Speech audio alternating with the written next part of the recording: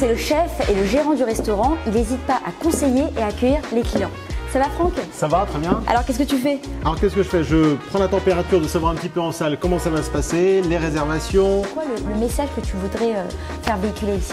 Alors, on fait en fait plus simplement une cuisine française, revisitée, traditionnelle, mais qui s'adresse aussi bien à une clientèle jeune, pour le burger revisité, qu'un plat un peu plus traditionnel, la choucroute, le fondant de bœuf de 7 heures, le bourguignon dans toute sa splendeur. Et la déco, parce qu'on se croirait un peu dans une ambiance années 20, Gatsby. On a fait l'équivalent d'une décoration art déco revisitée pour arriver à faire un contraste entre modernité et traditionnel. Après le bar, nous voilà en cuisine avec Franck. Alors tu vas préparer un des plats phares de la maison. Qu'est-ce que c'est? Alors c'est un fondant de bœuf.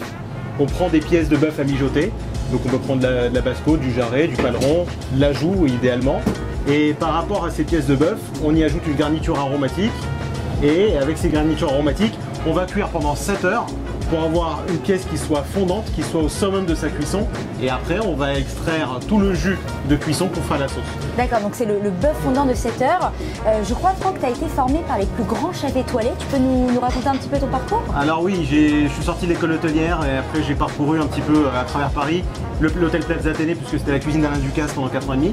Et Joël Robuchon pendant 1 an, puisque je voulais voir une cuisine très terroir, une cuisine très française, très traditionnelle. Et alors raconte-nous, qu'est-ce qu'ils t'ont appris? C'est quoi les valeurs ici de chez Franck?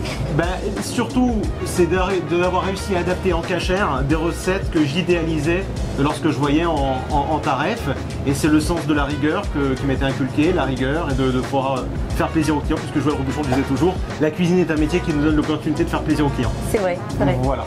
Alors le fameux bœuf fondant est enfin prêt. Franck, je m'adresse au chef. J'aimerais que tu me parles un peu des produits que tu utilises dans ton restaurant. Alors dans mon restaurant, le but c'est toujours d'aller à la conquête des produits de saison, frais et qui soient novateurs de saveur. C'est-à-dire que lorsque par exemple je vais aller une fois par mois à Rungis, je regarde dans les fruits et légumes, je me dis tiens, qu'est-ce que je peux proposer à mes clients pour qu'on ait une saveur originelle tout en ne dénaturant pas la saveur originelle du produit initial. C'est-à-dire que si je fais un fondant de bœuf, je vais utiliser une carotte fan bien spécifique, mais il faut quand même que le fondant de bœuf reste le fondant de bœuf à la saveur originaire. Et alors parle-moi un peu des plats que tu proposes dans ton menu. C'est quoi le menu de chez Franck? Alors le menu de chez Franck, c'est vraiment du bistrot à l'état pur, à savoir le midi, on propose une formule à 18,90 €, entrée plat ou plat dessert, 23,50 € entrée plat dessert, ce qui me semble être tout à fait convenable, avec des entrées comme par exemple un poireau vinaigrette, un œuf dur mayonnaise, un velouté du jour, une petite poêlée de champignons, et après dans les plats, un sauté de bœuf, un émincé de volaille. C'est vraiment la cuisine française qui est revisitée chez toi ici, moderne. Pour qu'on puisse manger français, rapide et si possible moins cher. Tu m'as donné envie, on va passer à table avec l'équipe d'Alogie. Avec grand plaisir. Les Chaim Tovim.